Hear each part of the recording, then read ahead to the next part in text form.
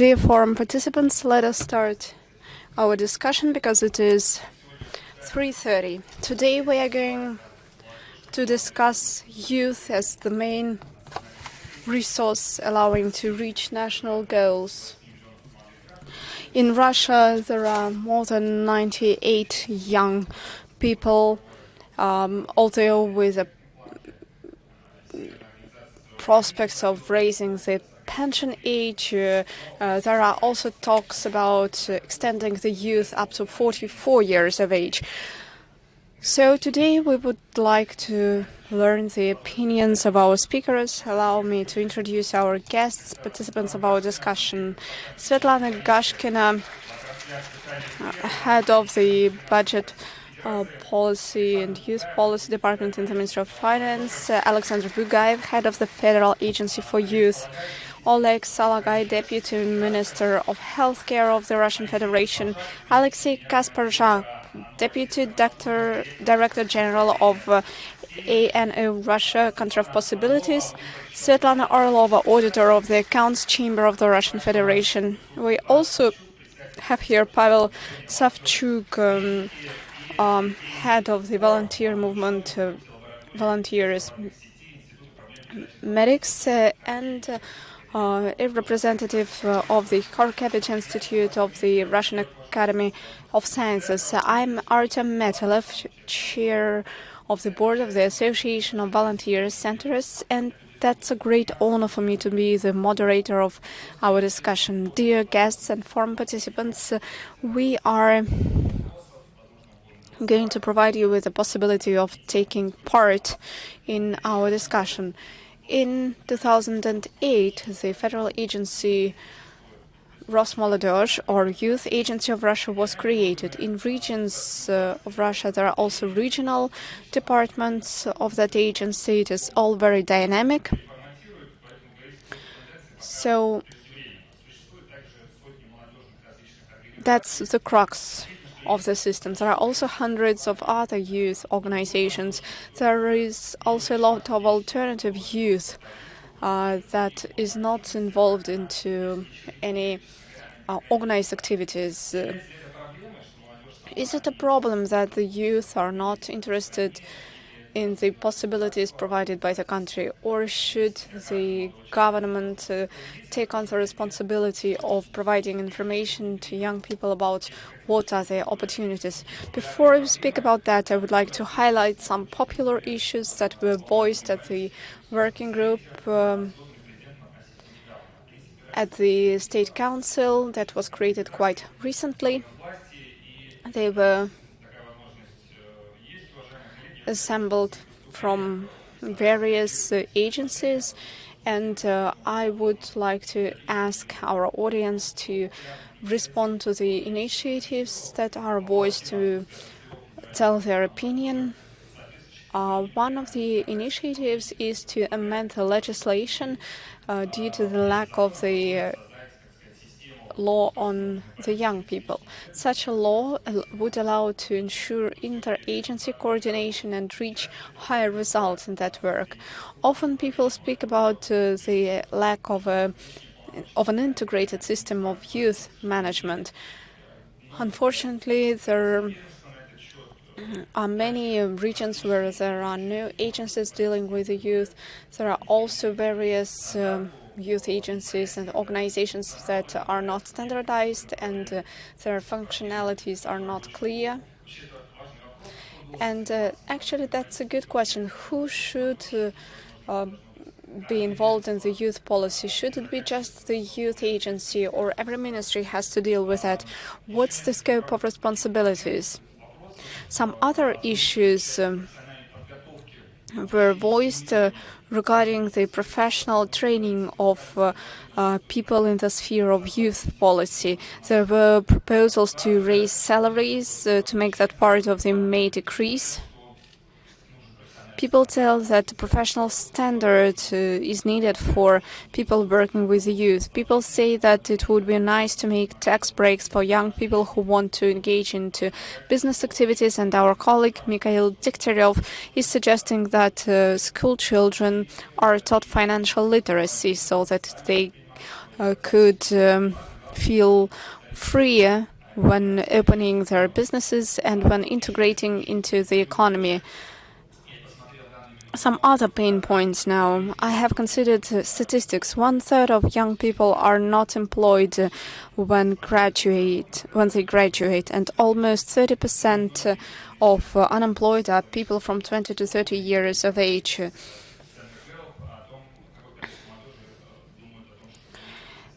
And there were some polls by Gallup, for example, about how many young people would leave the country if they had such an opportunity, and the results were quite sad. At the same time, over the last few years, we've witnessed an increase in the number of volunteers. There are now 14% of them. We are also participating in many international youth events such as World Skills Championship and so on. Yesterday I came back from Rostov and we discussed youth policy there, and now I would like to learn the opinion of our panel. Today we are discussing youth as part of reaching national goals. Some of these goals include life expectancy of 78 years by 2024, 55% of people have to exercise sports, 20% of youth have to be involved in the volunteering, 45% into creative activities, 40% should be part of the students' movement. These figures cover dozens of millions of people, and it would have been impossible to reach those goals without civil society. Government would not be able to ensure that without the involvement of the society. And I think that the youth initiatives sometimes allow to take more efficient decisions and to look at the issue from a different angle. Svetlana, let me start with you. At the federal level, we witnessed the annual increase of Молодежь agency. I believe that's a good trend. Well, we are now at the financial forum, so it's not shameful to discuss money. What are the priorities of the government in terms of financing youth policy, civil sector? What are the objectives of the Ministry of Finance and of other ministries and agencies? The main goal of the Ministry of Finance is efficient use of funds. I would like to speak about membership capital. Every year at the Financial Forum we consider the issue of human capital development in terms of culture, science, sports, education, and social spheres have to develop. Recently they have mostly been financed through the federal budget. And in that context, I would like to highlight that the most promising element of human capital are young people. Why? Because young people are active, mobile, they're dynamic, they learn easily, so youth represents a promising environment. So when national goals were formulated, when the national projects were developed, financing of youth played an important role there. Please pay attention to this slide. Out of 13 trillion rubles that are invested into the national project over 6 years, a bit more than 4 trillion rubles, including state educational programs, are invested into youth development. The biggest expenses include those on education, secondary professional education and higher education. Then come science expenses for equipment upgrade and grants. In this field of culture, we invest into the support of talents and into volunteership and the organization of events. In the sphere of healthcare, there are investments into various regional and national programs, and in the sphere of sports, it is invested into the development of sports at the grassroots level and at the professional level. We know that, of course, these resources are important for the youth. What are the tools that we use? These are grants, premiums, and certificates to the young scientists so that they could purchase an apartment. The grants to winners of the Russian youth contests. There are also subsidies for some events in the youth policy, for the activization of the sports events. In addition, what's important to us is to ensure federal support of sports events for young people, the organization of youth forums. Another important element of youth support is financial support for the development of youth infrastructure. These include social infrastructures, scientific and technical infrastructures. We are also planning to create 3 large youth educational centers. I think that my colleagues will speak in greater detail about that. For us, what's crucial is to ensure efficiency of the investments, so the respective parameters have to be reached. Please pay attention to our goals regarding youth in the social spheres. Artyom, you have already mentioned them. The most important parameter is the share of students who are involved into student movements. For the science sphere, it's the share of young scientists. Another goal of ours is to enhance the share of young people who are engaged in creative activities, who have a healthy lifestyle, who are volunteers in various spheres. And another goal is to create a youth symphonic orchestra. These are the performances that have to be reached using the resources provided by the federal budget. This is part of the federal national projects. To conclude, I would like to highlight that reaching the national goals is important for us, and we are convinced that young people need support so that they could reach good results. Of course, we would like young people to stay in Russia and young people from other countries to come to our country, and we want all of us to live well. We think that youth is our future, and what we are now doing with the national projects is what will be beneficial for all of us. And as we observe, financial support of all the events at the federal level over the last 3 years has been increasing. We can feel it judging by the state of our budget. Thank you very much, Svetlana, for your remarks. By the way, we are online. I know that our forum is watched by many, including from the regions. So the priorities include student movements, creation and creativity, social activity, volunteership, young scientists, 51% under the age of 39. Quite often, young people manifest various initiatives. They come to the local and municipal authorities. Sometimes they are heard, sometimes they are not. And I think that if everyone knows the priorities of the state, it would be easier to come to the authorities to explain that this project could be part of the national priority.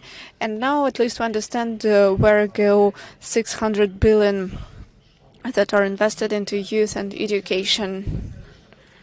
It's mostly for the higher education and for the secondary professional education.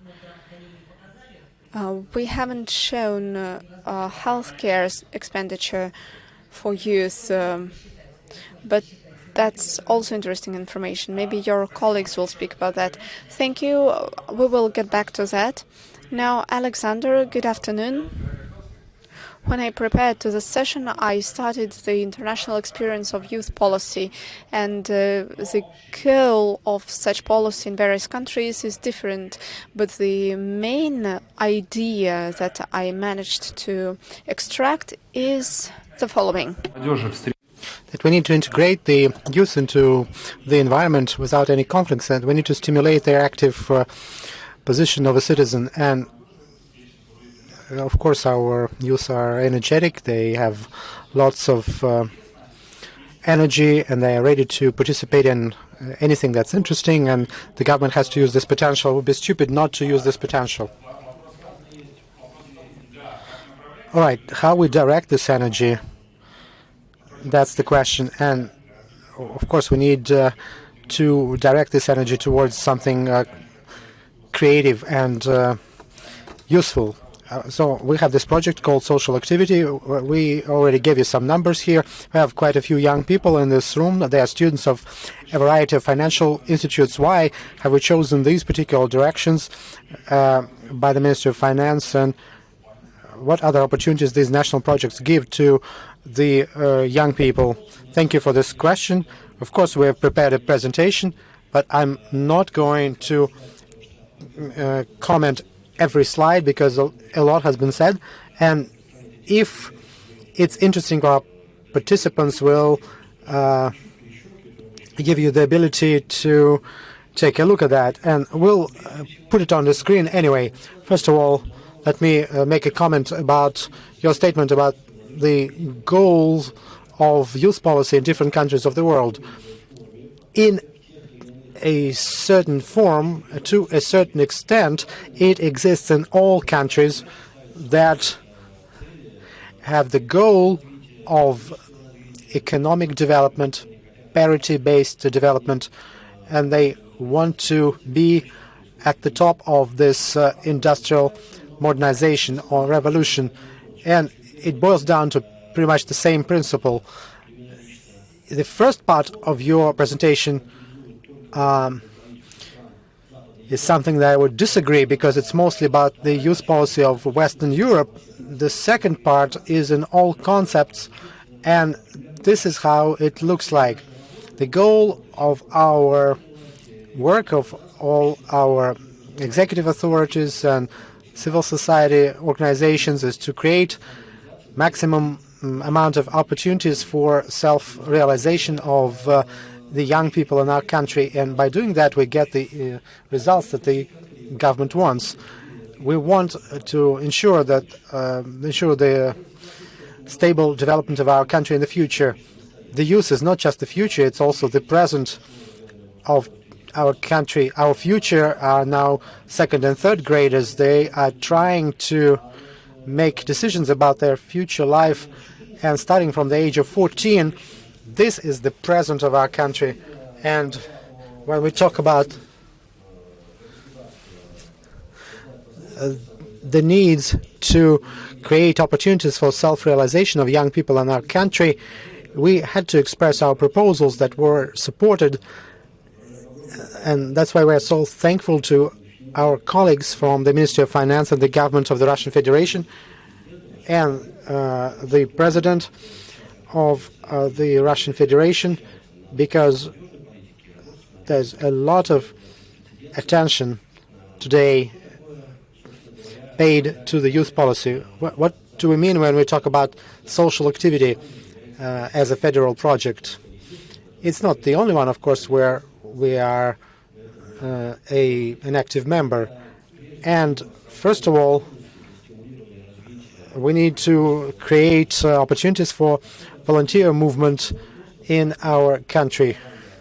And that would be also promotion of traditional spiritual and moral values that were always typical to all ethnic groups and religious confessions that have been living in our country for hundreds of years. And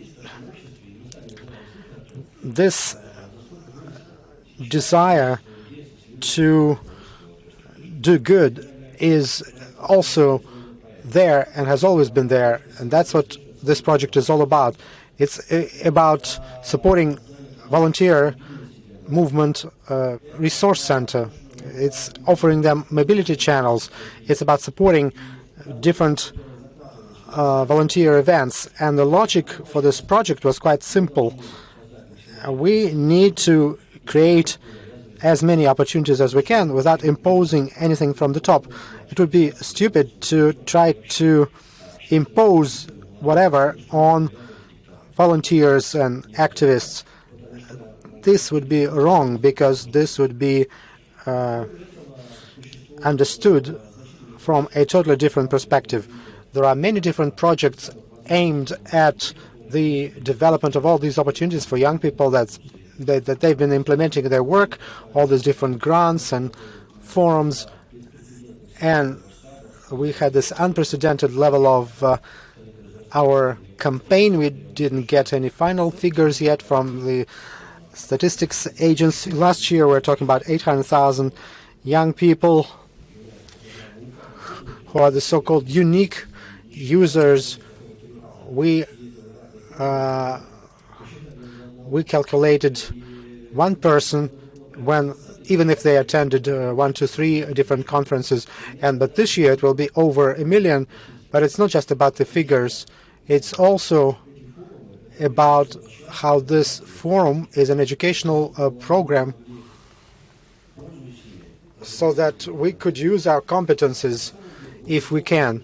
We can talk a lot about how young people are the resource for the development of our society, but it's useless, because any reasonable person understands that without the use of the knowledge and skills and energy that the young people are promoting in their everyday life, they are the carriers of this energy, we won't be able to ensure the sustainable development of our country.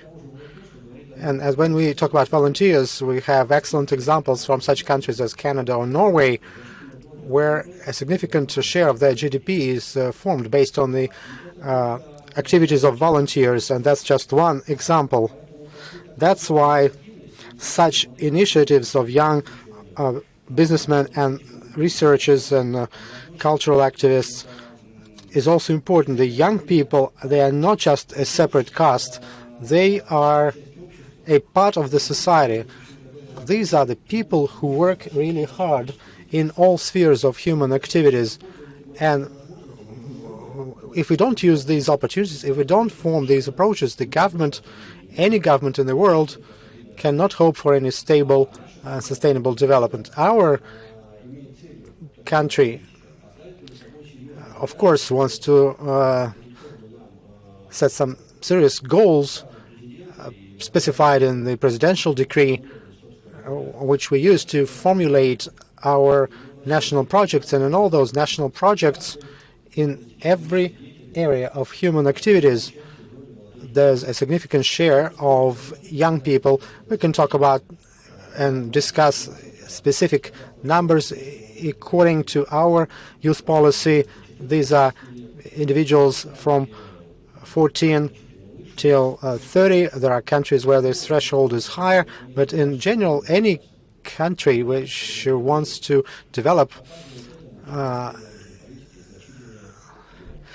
has to pay significant attention to the youth policy. And in conclusion, let me agree with what you said. We don't have any other youth. Let's not try to divide it into different groups, advanced or less advanced. We have young people, and all of them, I'm sure, love their country and wanted to develop in a sustainable and stable way for the benefits of all our citizens, and we need to give them all the opportunities that they need for self-fulfillment. If you have any more questions, I'll be happy to take them. Thank you. You mentioned Canada and Norway, and I just opened Google. According to experts, $17 billion was the contribution of volunteers in Norway. There are some scientific work that consider the participation of youth organizations in specific numbers and its economic potential. And that's why I have a question to our other speaker. It would be simpler for regional authorities to prove to regional finance ministries, because it's always some kind of in the background, somehow in the background of their attention. It would be simpler to build that dialogue if people came with specific numbers. You gave us 100 million rubles yesterday, and we used the volunteer efforts to give you back 400 million.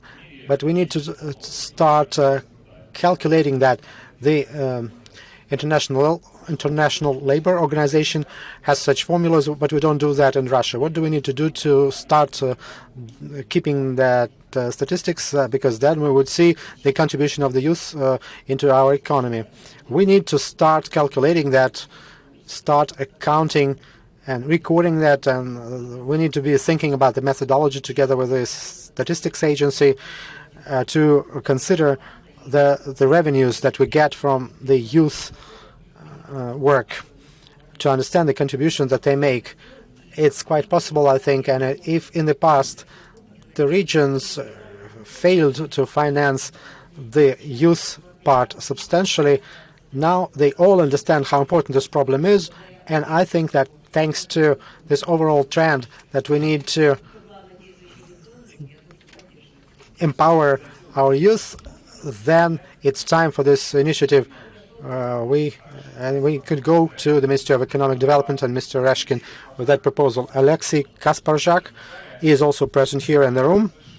When we hear on TV this slogan of Russia as country of possibilities, I wonder if a 10th grader from a small provincial city, whether this particular high school graduate understands what it means. But you also represent this organization called Russia, Country of Opportunities. And what do we do for all the young people who never visited the big youth conferences from a remote provincial town, would believe in Russia as the country of opportunities? You didn't warn me about a question like that. Well, it wasn't supposed to be easy. Let me respond to your introductory remarks first, and then I'll take your main question. I have a similar attitude to this title. I think it's pretty good title, and there's no division. It's really a unifying title. It would be good if anyone could feel that in the country that we live in our country, the opportunities that the country is giving to this individual. And that's a rather complicated structure. It's the right-wing agenda, and in our political spectrum, we really lack some right-wing ideas that would be based on human beings themselves. They're not based on parasite-like mentality. It fights the big problem of our country, which is paternalistic attitude, and I'm ready to try to express my thoughts about that. Yesterday I visited the town of Belgorod, and there they had a different conference trying to understand what and whom they were talking about. Here on this stage, at least 3 people are part of youth under the age of 30. According to the WHO, besides you, it's also Sasha, and unfortunately, no, I'm a bit older. That's number 1. We were discussing IT yesterday, and there were only government officials on the stage, no business representatives. Here, at least, we have some youth representatives, but that's a different side of the coin. Even Artyom is now in a suit. He is trying to fit into this adult forum. It's the financial forum anyway. I was thinking really hard about what to wear. I went to the Ministry of Finance for 5 years wearing jeans, and it worked better when I wanted to upgrade and modernize Artec. I used summer camp in Crimea. And I fully support the WHO initiative to extend it to the age of 44. I'm still part of that group if we accept that initiative. And my great-grandfather was one of the founding fathers of the World Health Organization. He was a hygiene expert, and he also used to support that.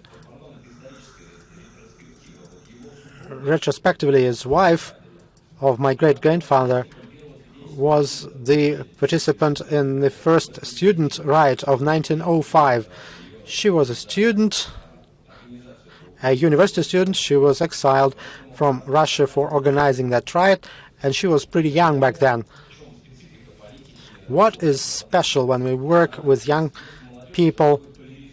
It's a highly polarized community that we need to work with, because if you don't, then they will still find how to express their activities. Now, talking about efficiency, we're all friends here. I really love my colleagues from Russian Agency for Youth Affairs, Молодежь, and yes, you love them because they finance your programs, right? But not because of that. They will, by the way, believe me, as opposed to you. All right, I'm talking about love anyway, and it's all about efficiency. Let me give you some examples that I think will explain to us how we view this situation. We have to assess somebody's contribution, and of course we need to calculate GDP generated by the young people separately, and we could show how the youth participate in the economy, because I have an impression that even though everyone is talking about it, they are all a bit doubting that it might lead to something useful. The first thing that happens when we want happiness for one individual category, whether it's based on age or specific needs or whatever, we build a ghetto of sorts that works against the same category. Let me give you an example. We were building schools for special needs children during the Soviet times. And now we are trying to focus on inclusivity, trying to overcome resistance from the public. In a sense, when we separate youth as a separate category, especially when there is a federal law on the youth, it's sort of separating this category into this separate ghetto. How do we calculate all that? We just got some numbers. It's not about financing from the Youth Affairs Agency. We also are talking about other areas where there is a contribution from the youth. That's number one. Yes, we do need a separate program, but we shouldn't institutionalize it. It's too complicated and it's not always efficient. My second point here, and in this case, we make a mistake when we adults think we know what the young people need, and that's a problem. The parents always know what the children need, and the government always knows what the citizens need. And thus we are living in this vertical structure. There are some good recipes. For example, volunteership is really something that fits into the Z generation because they need this. And other initiatives such as forum campaign I participated in is not matching anymore this age category. It is quite simple. When we are speaking about the X, they have a priority. They live to work. The Y, work to live. They do have work. When we are speaking about the Z generation, for them, the work goes on the back burner. So, if happiness occurs at that point, and happiness is kind of a feeling, it's about empathy, in that case, they feel happy even if they are hungry. Thus, meeting success is groundless for them. It doesn't mean that they have to be cancelled, but it means that the format has to be changed. It means that places should be created where young people could find themselves and realize themselves, and that's an important point, and we should think about that. And the last point I want to highlight, if I were you, I would not be too worried regarding immigration. There were 3 pieces of research about that. That doesn't matter because there are such pieces of research for every country, and I was also worried when we conducted such a poll in the Arctic summer camp. And we have their kids from the middle class. These are not children of rich parents. But still they wanted to, many of them wanted to leave the country to study elsewhere. But when I considered these statistics for various countries, the situation was the same. The Z generation people think that if they move somewhere, they will probably reach happiness they strive to achieve. I can give just one active example that I'm working upon,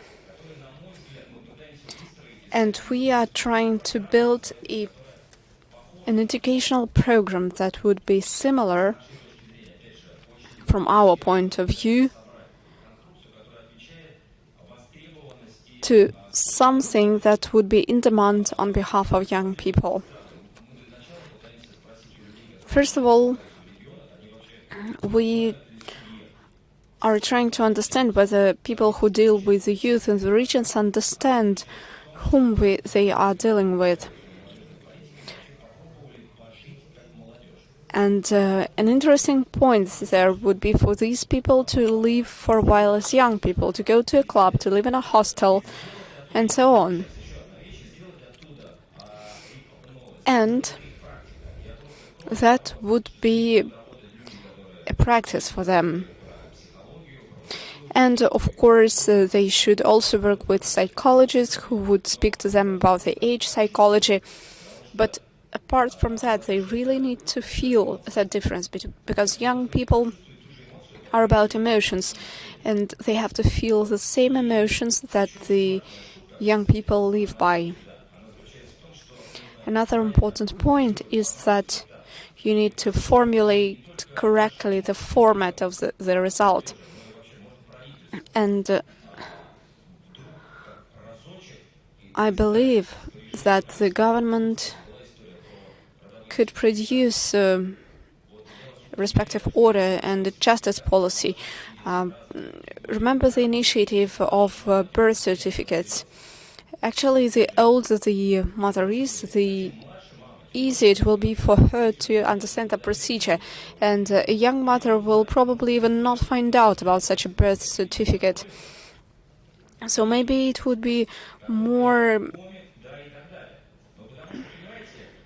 fit for the government to produce these documents in the form of videos.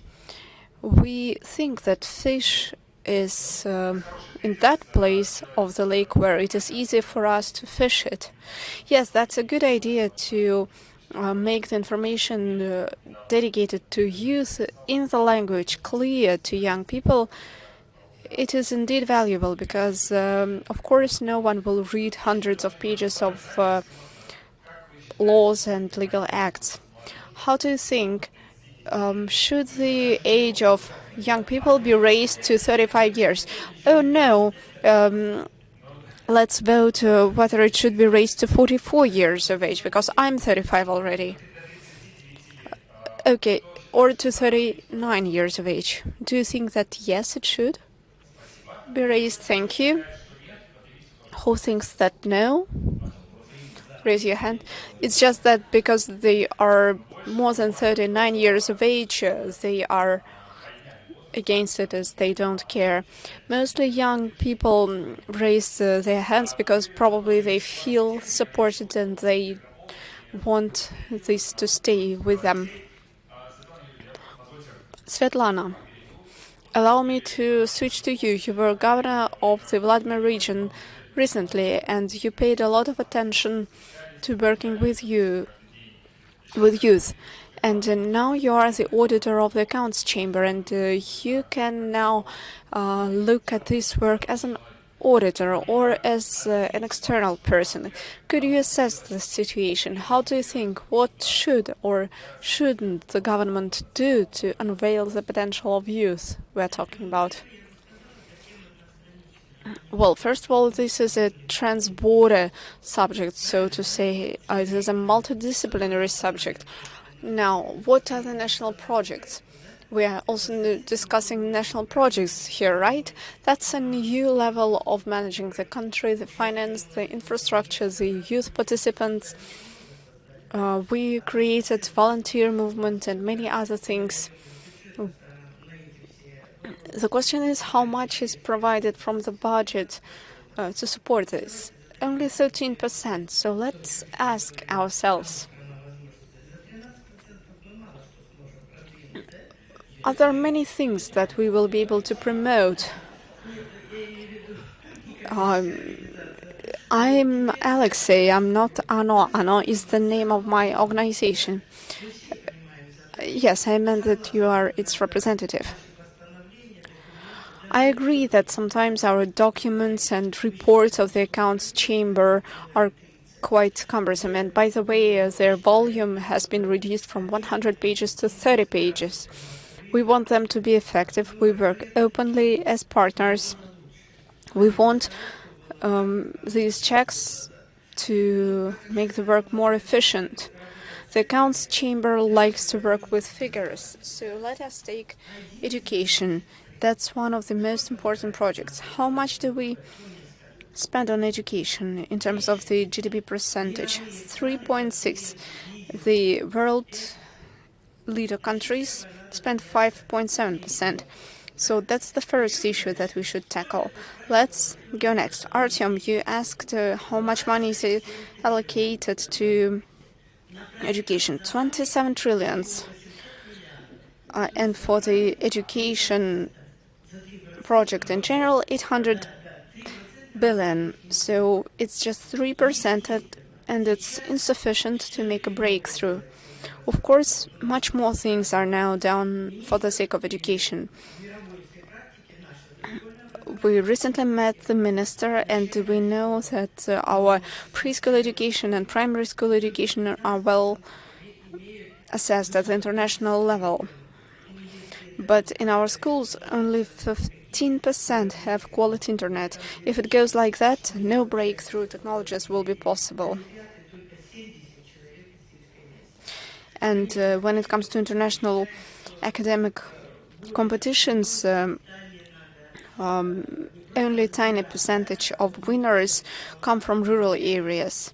We, as the Accounts Chamber, check the information and give advice. Of course, the Ministry of Finance doesn't always take all of our advice, but there are some things that are really necessary for breakthrough. Now, about young people in the economy. Actually, young people have been present in the economy through small and medium enterprises for a long time. It's also present through volunteering, through our various non-profit organizations. You know our example, Artyom, a boy from Murom who organized a class, and then he won all the competitions and all the tenders, and then he met President Putin. Russia is a country of opportunities indeed.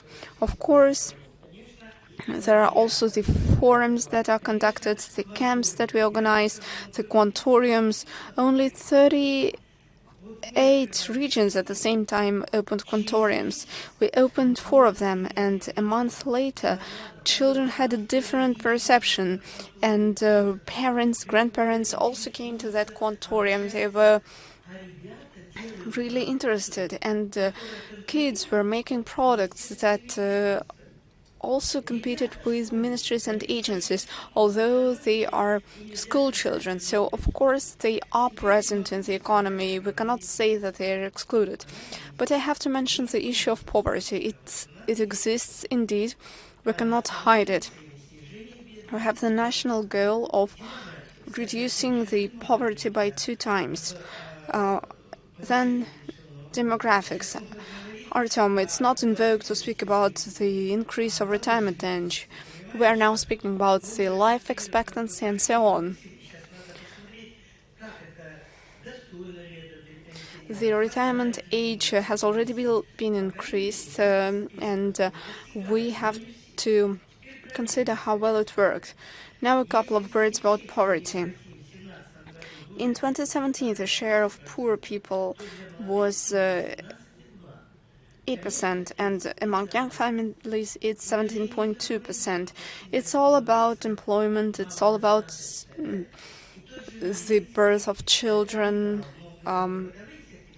although there is a possibility to receive the so-called maternity capital. It's a good amount and it can be used for education, for pension savings, for real estate. And if it's a family of a disabled person, it affects the whole society. And the goal of national projects is to play this breakthrough role for the whole of our society. You understand quite well that 2016 was the last age when birth rate increased. Now we have a downturn, and that means that only in 2028 we will see an increase again. It is all cyclical. Of course, we now need to think about new technologies and not be afraid of working with young people so that young people become parts of government, heads of towns, cities and regions. And here you're all young except for me and Svetlana. We are all young here. So, of course, then there is a program of territorial mobility. We're now working with orphans.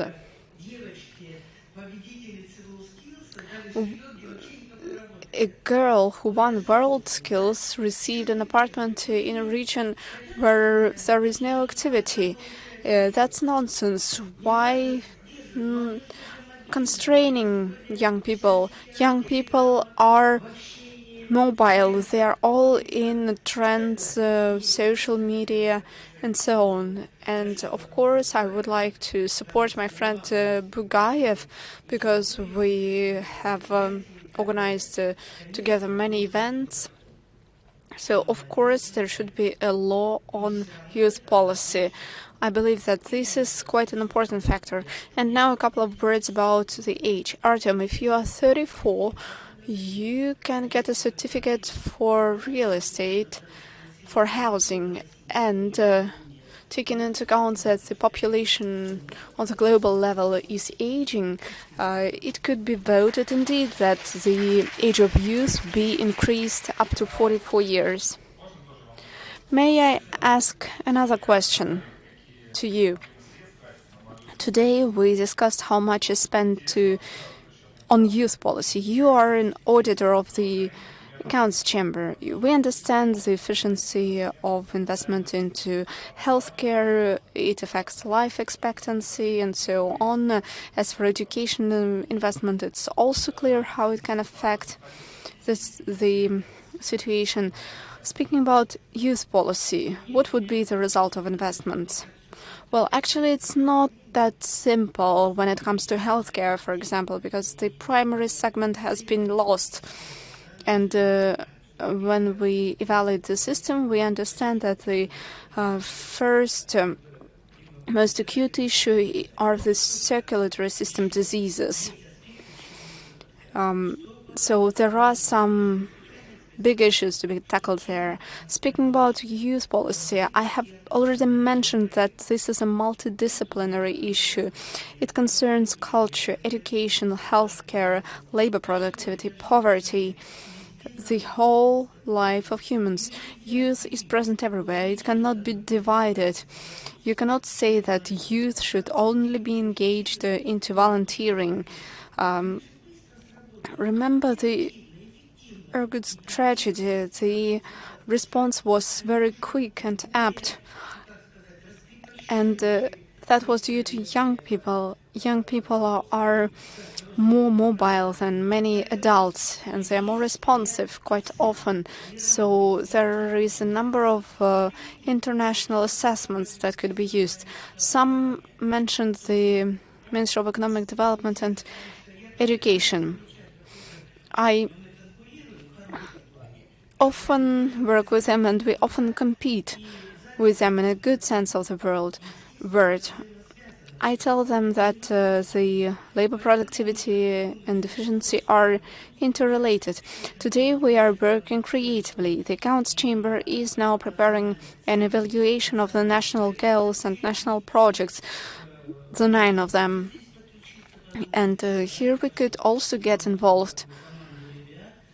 We could work with your young team. We have many experts with whom we are working now. And we have a lot of good experts on demography. When it comes to economy, we have best economic experts. And before issuing a document, we are discussing that. You mean the group of volunteers of the Accounts Chamber? You think we are afraid of working as volunteers? You have mentioned the necessity to overcome the lack of financial literacy. So let us really tackle this multidisciplinary issue. 10 years ago, there was a program on traffic safety. Every year, we had 34,000 dead due to traffic accidents. As a result, young people started working with that issue, and now we have car seats for children, we have dual lighting, we have had some traffic safety conferences, and there were some young speakers there as well. And people there share their experience. They explain how they conducted work in order to reduce the number of traffic accidents. So, Artyom, I will be happy to help you if you decide to work on that. And Madam Igashkina is also agrees with us. A couple of words about the age, energy, and forces. I would be happy to work on that again, by the way. In the times of you being the governor of the Vladimir region, I remember the Territory of Census Forum, and at that time it wasn't clear for us why organizing this forum. Now I understand better why you came up with this initiative. And I remember the amount, 350 million, and now I understand why it was conducted, and it has never been indexed so far. Oleg, many of the speakers mentioned your professional activities. We've known each other for several years, and I can say confidently that the Ministry of Health Care of Russia over the last few years has been working with non-profit organizations and volunteers. That has been a U-turn. Before it was conservatism, closeness, and now it is constant dialogue and partnership. You also have a national project, since we are speaking about national goals. It's 1.7 trillion rubles, if I'm not mistaken. Many have spoken about life expectancy, about public health, how youth can help in that work. Are you working with young people? How do you see this potential? Thank you very much for this question. Good afternoon, distinguished colleagues. I was afraid that they would ask me about medical aspects of increasing age to 44 or 35. But when it was my time to speak, I don't know what to talk about. A lot has been said already, and we have to respond to that. But to save time, let me express a few ideas that are really important in light of the question that you asked. The title of our discussion today has a mistake. Youth as the main resource for achieving national goals. Still, youth is not the resource. I think it's important to understand that. That's what many presenters spoke about here today. Alexander and Alexei. It is important for the youth to set the tone, what they call a reality check in English. When we develop something, when we need to understand whether that's really necessary or we need to do it in any other way. It's obvious that today only young people can do that when they are studying or when they are only beginning to learn about the medical profession. We have Pavel Savchuk responsible for medical volunteers, and we have more than 24,000 of them in the country. And a year ago, before this year of volunteers, we only have that much. And it's important to use the youth as we define our goals and priorities. It does not mean, of course, that we shouldn't forget about developing the volunteers movements, and there are also some tactical level projects, but we also need to understand the strategic role of the youth. That's the most important part. They were also mentioning presidential decrees, and they were asking about the national projects. Of course, we have the demography and healthcare projects, and there's enough room there for the young people to sort of find themselves. I gave the example of medical volunteers, and when asked Minister of Healthcare, when asked what one needs to become a good doctor, she said you need to start as medical volunteer, whether it's your internal priority. If we talk about priorities and national goals in the healthcare and demography project, this is something that we already have. In the healthcare, we have medical volunteers that are there quite actively. If we talk about demography, in the part which is about public health, healthy lifestyles, that's one of our goals, to increase the share of individuals with healthy lifestyle, to reduce mortality from the cardiovascular diseases. The mortality of cardiovascular diseases are associated with risk factors: wrong diet, consumption of alcohol, poor physical activity, consumption of tobacco. These risk factors determine the probability that you might get an illness and with lethal effect. And that's why the role of volunteer organizations, youth organizations, NGOs is quite important, because for the government will not be able to deal with some of the issues if we don't use the mechanisms of a civil society. For example, when we talk about HIV prevention, dealing with risk factors, these are those areas where efficiency of the civil society is sometimes higher than the efficiency of the programs being implemented by the government. That's why we actively implement different support mechanisms to strengthen public health. For example, we are developing a mechanism of providing subsidies to non-commercial organizations, so that the regions could spend this money to support NGOs that are involved in public health. Thank you. All right. Let's give Oleg a round of applause and thank him for the work that he's doing with regards to volunteers. And Pavel, now you represent a large civil society organization.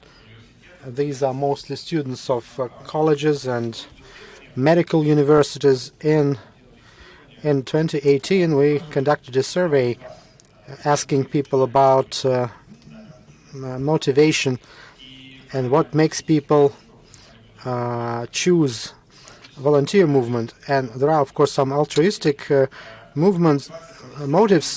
There's also this motivation, which is called professional experience and contacts, in the 16 through 25 category.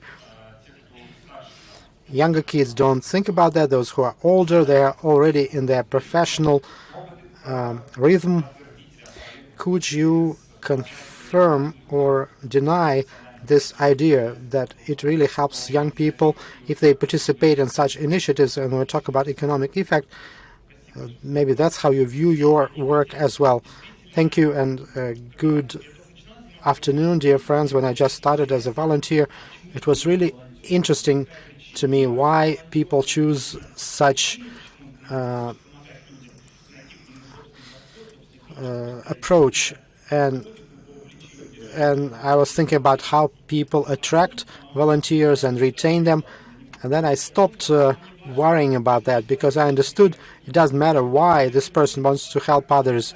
Sometimes in healthcare they may have been sick when they were younger, or their relatives were sick and they were trying to do something in that area, or perhaps he had a dream of becoming a doctor when he was a kid, and then they became an astronaut, for example, a cosmonaut, but still they want to be closer to healthcare, and those skills and those opportunities that kids get, I can tell you for sure, these are unique opportunities. We need to train medical students, and we have special courses in the university and in the residency, but we need direct contact with the patient when we send volunteers to outpatient clinics. We have about 4,000 school students helping in hundreds of outpatient clinics. It's not really easy to let them in there, but it's really efficient and effective. Kids have a different attitude to the primary care level, to doctors and nurses. They begin respecting them as people who are protecting your life. And the participation of the youth in the social programs is the kind of indicator that you can measure. The more young people we have in the social projects, the better is the country's social policy, youth policy. We have different contests.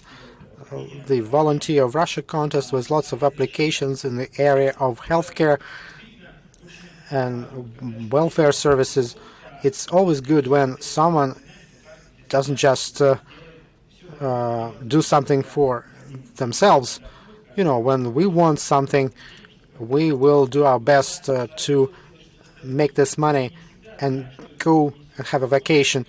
But it's particularly useful and valuable when someone wants something for others. And there are, of course, some other incentives for volunteer work. This morning, I attended the Crisis Center for Women with Children. It's called Home for Mothers. There are 10 mothers and 10 children in there. Some have 2 kids. And it's for women with some problems in their families when they have no money. Sometimes they may only have a T-shirt, and they bring a kid. They get some clothes. They get some beds to sleep in. They are trained in new professions. They have a special room. It's a room where they train future hairstylists, and for women to be able to do that later. And I heard a phrase there, who is going to notice us? We only help 10 people, maybe 100 for the entire year. They have no limitations for how long they can stay there.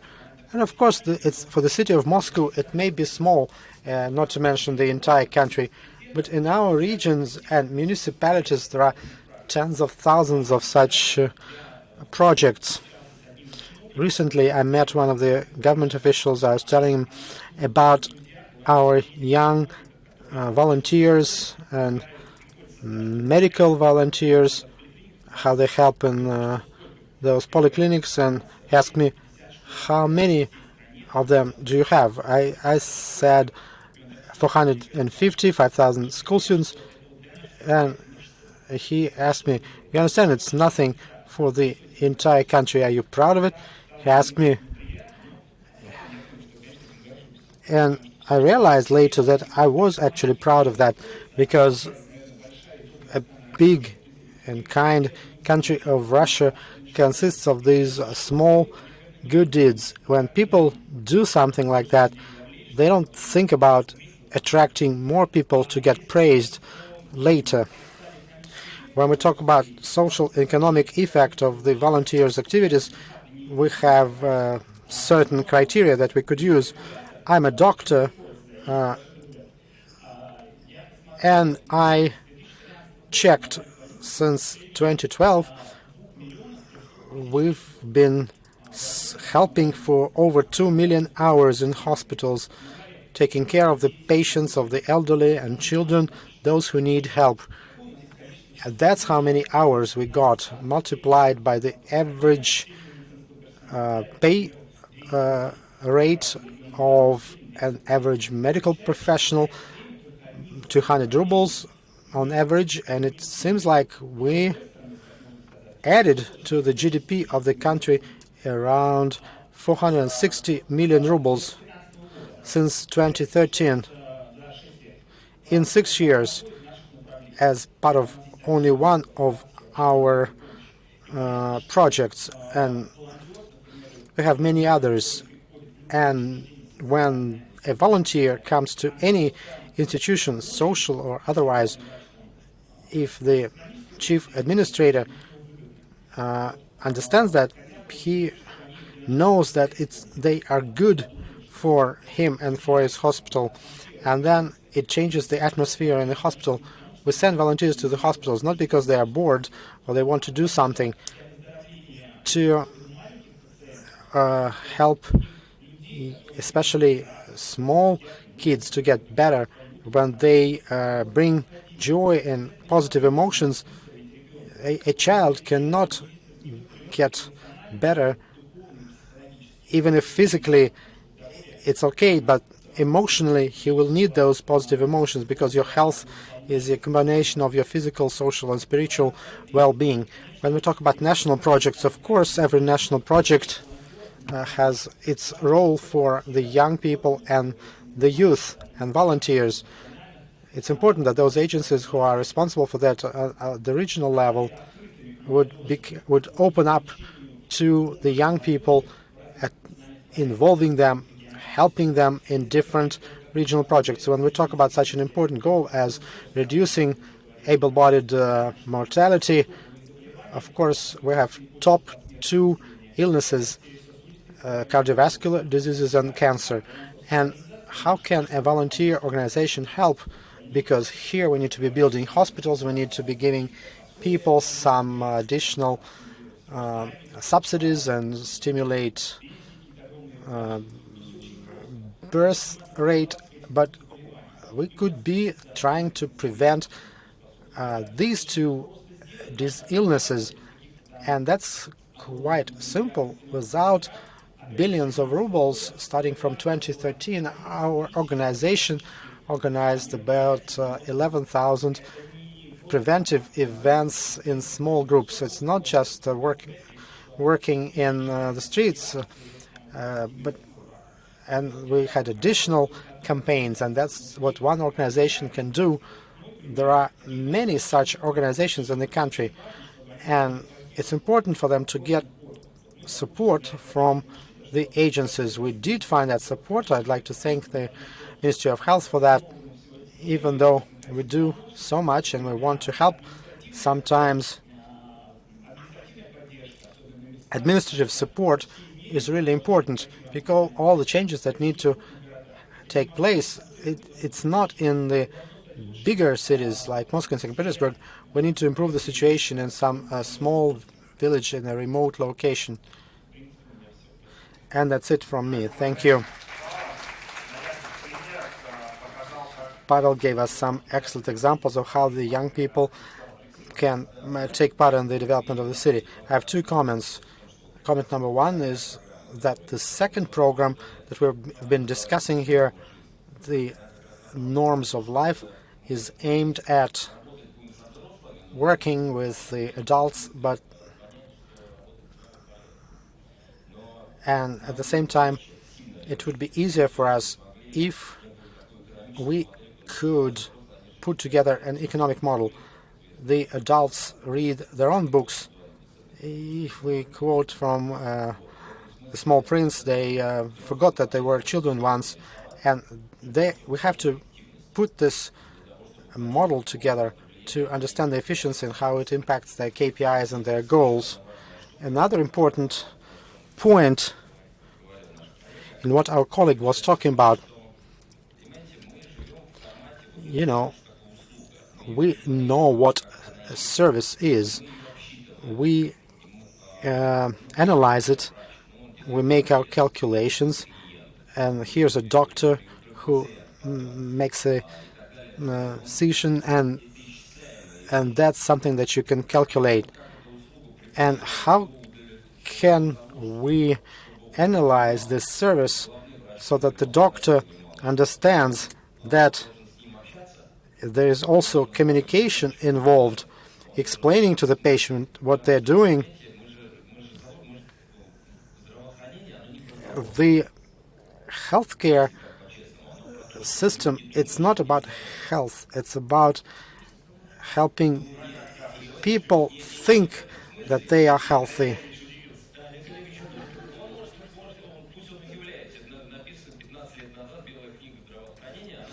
This was written in the White Book of Healthcare.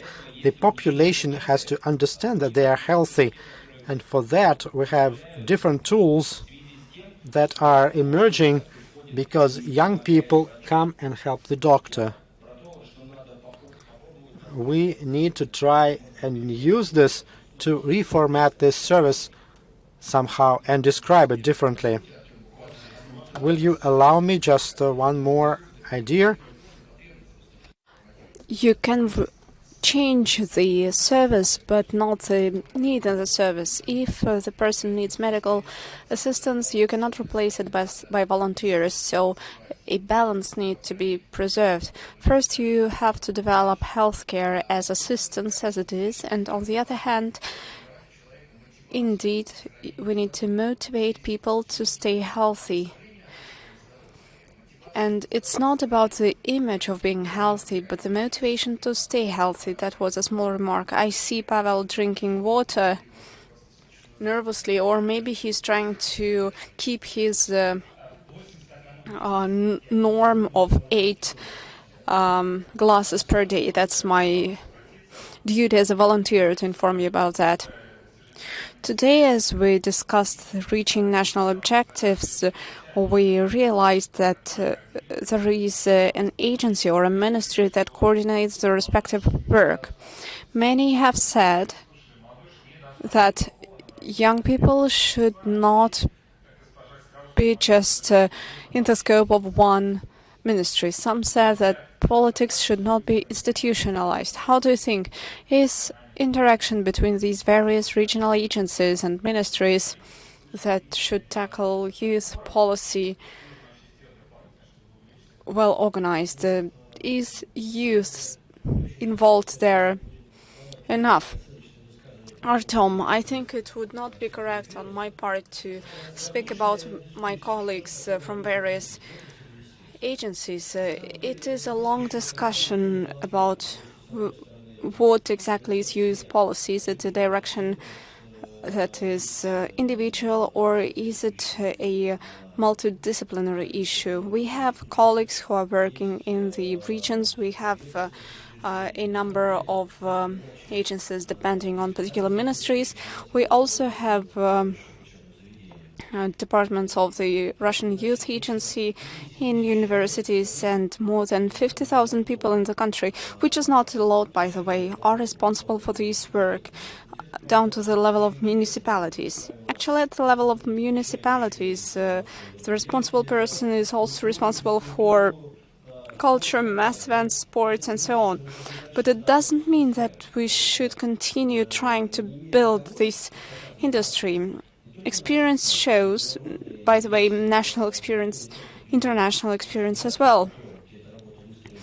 In particular, the experience of our Asian partners, where work was built according to the Soviet principles like China or Korea or Vietnam, as well as a number of other countries.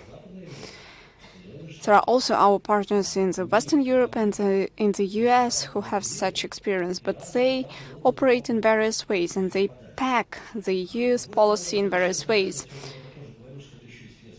But it is also a multidisciplinary issue because young people can be athletes, scientists, fishermen, and so on. So what's important there is coordination.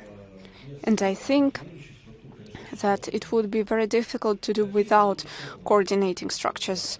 What are the forms that could be used? It is debatable, but coordination is crucial. And building industry for coordination of that locally is also unavoidable. It's not a mere coincidence that such ministries and agencies started appearing in all the countries. In 2017, the World Youth and Student Festival took place, and before that, in Moscow, there was a ministerial meeting, and 85 ministers responsible for youth policy came there. If you come to the United Nations at the ECOSOC forum, where there is also a youth forum, there will be more than 180 representatives of countries from agencies and ministries responsible for that work. But it's not only the scope of the ministries and agencies, it's also all about civil activism. But I would like to highlight once again that in all the countries of the world, this is a multidisciplinary work. And of course, we would like to see some innovations there, but although we do need innovative approaches and we are implementing them now in our countries, but that's not sufficient. As for innovative approaches, we've had the Russia Country of Opportunities initiative. We have also had some innovative volunteer initiatives in Kazakhstan. Also, the next year is the year of volunteers because Russia has already had such a year. These technologies are coming into our lives, but still what's important is a dedicated industry. So if the Russian Youth Agency continues working, let us replace the Ministry of Enlightenment by a Ministry of Childhood. Let us not change our ministries.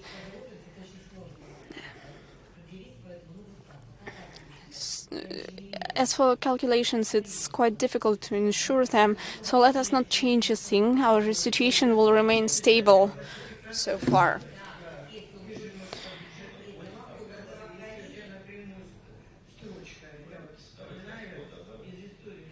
I remember when I worked as a deputy of State Duma. Anton, sorry, I really want to tell this story. Remember our beloved Moscow State University? And I remember a rector coming and explaining how important this university is.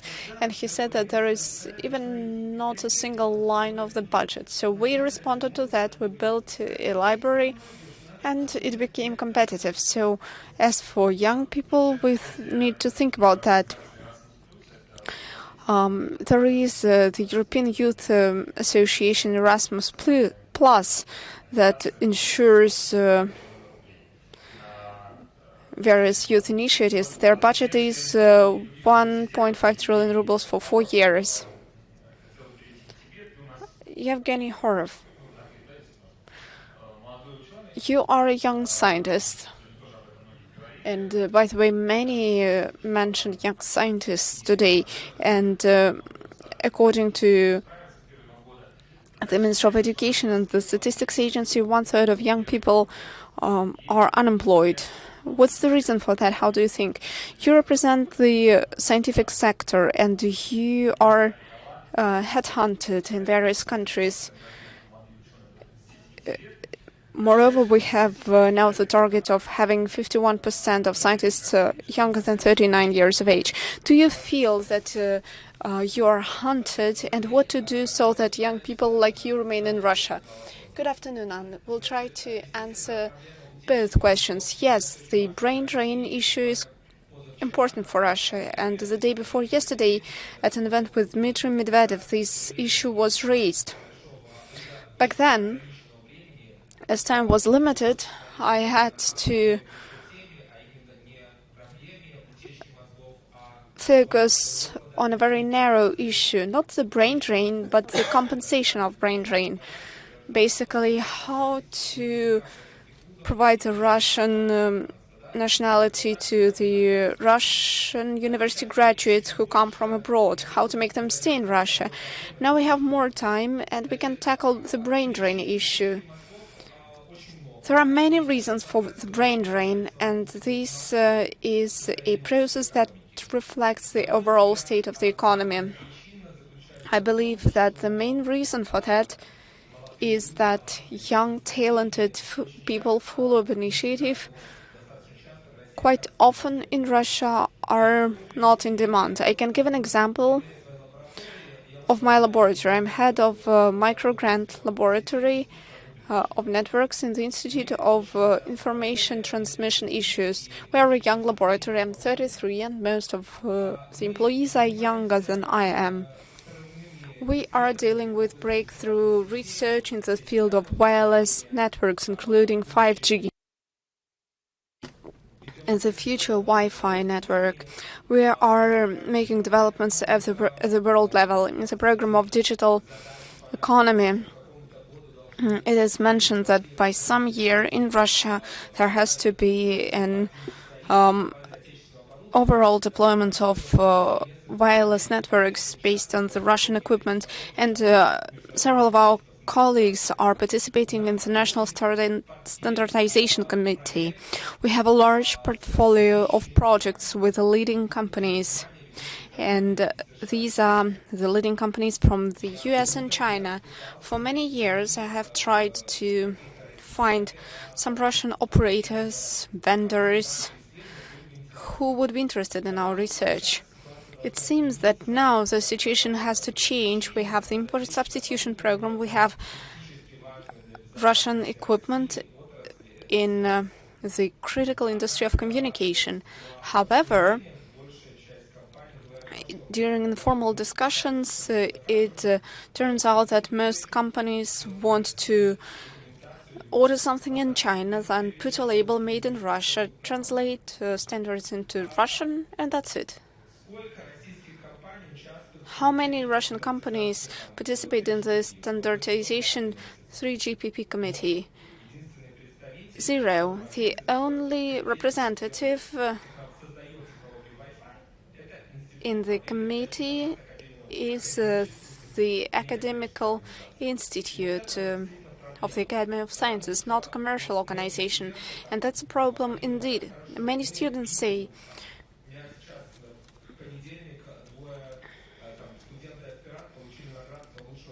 that they see the issues. I have 2 students who won an award at a conference on the next generation of Wi-Fi networks. They say, we are making cool research. Why should we stay in Russia if our customers are not in Russia? If we can work in the West and collaborate closely with the companies who need our product. I believe that this is a huge issue, and it is clear that in Russia there are some strong centers, but their results quite often turn out to be not in demand in Russia for some external reasons.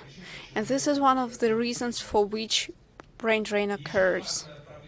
Another important issue is social lifts.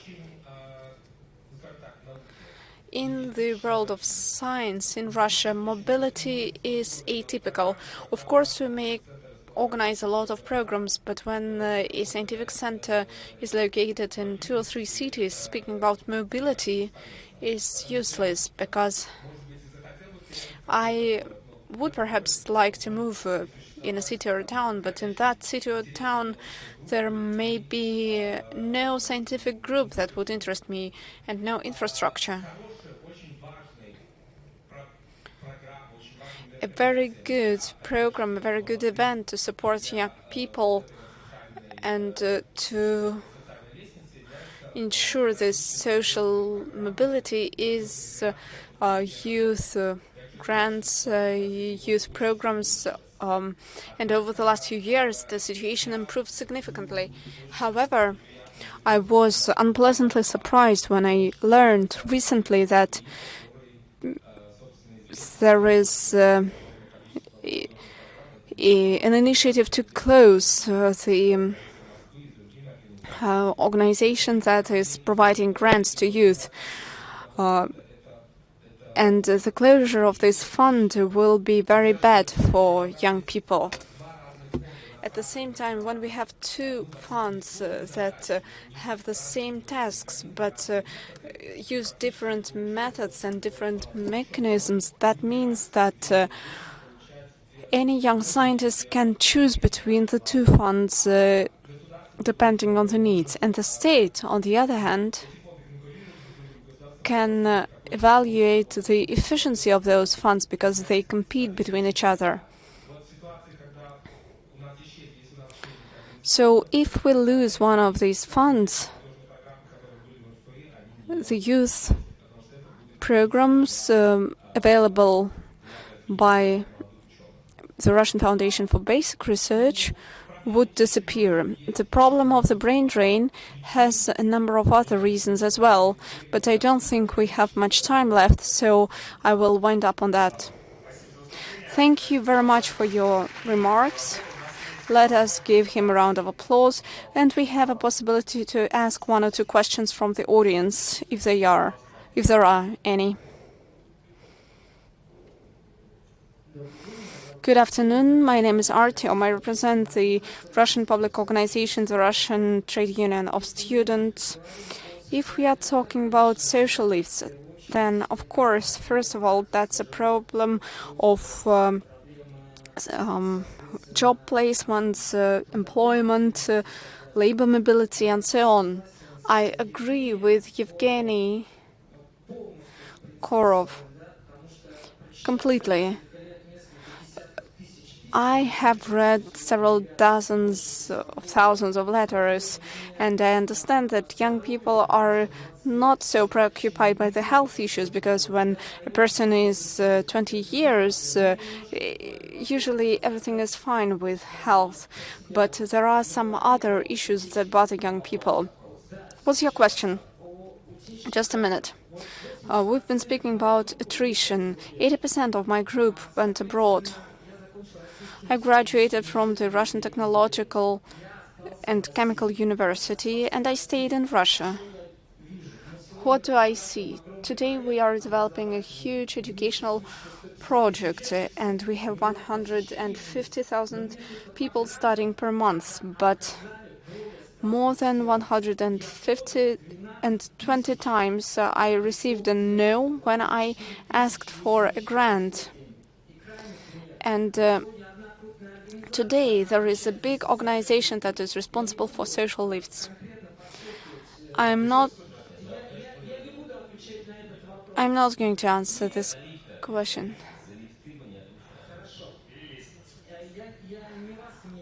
I'm not speaking about you particularly. So they recommend our social project. Could you please be more brief? Okay. So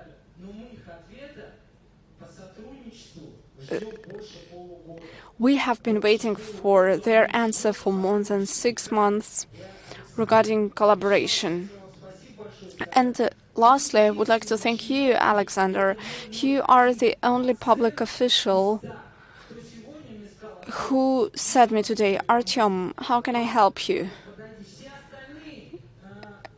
Come to talk to me. The others say a different thing. They are interested in things other than helping an educational project. Artyom, I'm talking about issues, and I'm head of the Russian public organization. And you have been trying to silence me 5 times, and I'm speaking about the relevant issues today. I hope that you have already met Alexei and Alexander, and these colleagues will help you in your hard labor. Maybe some of the panelists would like to respond to that, or maybe you have a question to some of panelists. Artyom.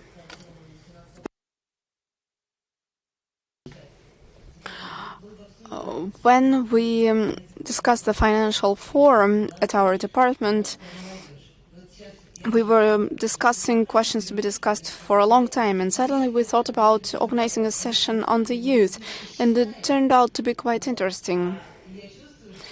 I feel that there is really interest in this issue, and I can say for sure that financing will be provided to you. I am not in charge of deciding on the amounts, but we will respect and love you even more for your effort. Thank you. And we are inviting you and your colleagues to the youth forum organized by the federal agency, so that you could see better how this work is organized. Before, the Institute of Ladies invited the military school members, and this reminded me of such an invitation. Dear friends, unfortunately we are running out of time. It's 5 p.m., so I would like to sum up our session. It's clear that there are some questions to be still discussed and controversial ones, but we agree upon the fact that reaching the high objectives set by the President and reaching our high objectives is possible only if we work together, if we don't consider young people like unconscious people or dependent. We need to consider them as partners. We need to understand their role and their possibilities and create channels to direct their energy. I'm sure that young people in our country can really feel that. And developing youth policy can help to tap into the potential of our young people. Thank you for being here with us today. Thank you, Artyom, for moderation.